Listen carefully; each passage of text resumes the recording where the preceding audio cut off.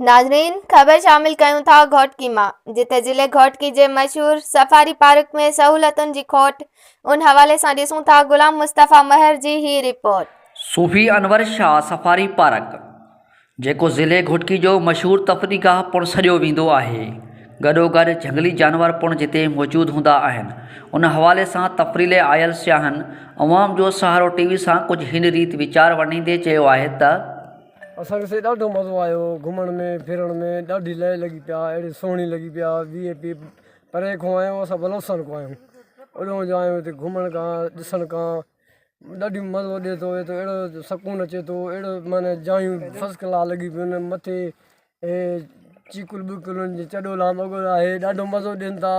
मथे चढ़ियासीं ऐं हे झंगल में घुमण में ॾाढो असांखे मज़ो अचे थो, अहिड़ो ज़बरदस्त चओ त वञूं ई न।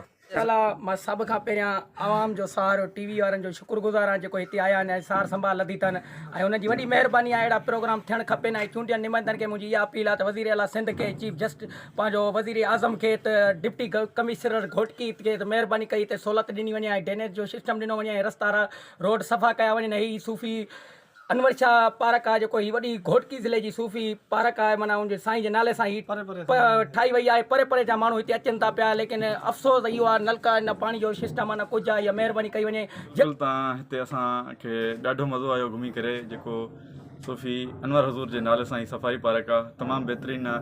पर कुझु ॻाल्हियूं बि आहिनि जेके असांखे हिते न नज़र आयूं, त उहे आहिनि सहूलियतूं। जेके सहूलियतूं आहिनि उहे न आहिनि त ईअं सम्झ पोइ सफ़ारी पार्क कंहिं न कम जो आहे। त जंहिंमें पाणी जी सहूलियत कोन्हे का, ऐं जेके परे परे खां माण्हू अचनि था हिते तफ़रीह लाइ, उन्हनि खे का वाशरूमनि जी सहूलियत कोन्हे को। ऐं हिते कुझु अहिड़ा तफ़रीह जा हुया जेके हाणे असांखे नज़र न पिया अचनि। 10-12 साल अॻु में जेके असांखे नज़र आया उहे बि हिते घुमण वटां नथा मिलनि।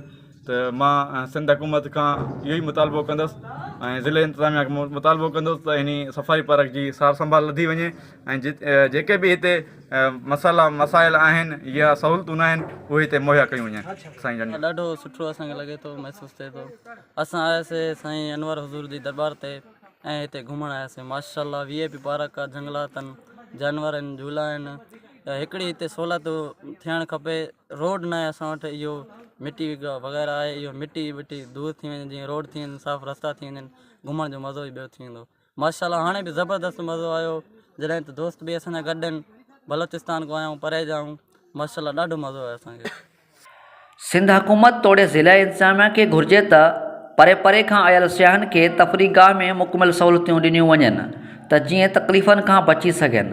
कैमरामैन टीम सां गॾु गुलाम मुस्तफ़ा महर, आवाम जो सहारो टीवी, घोटकी।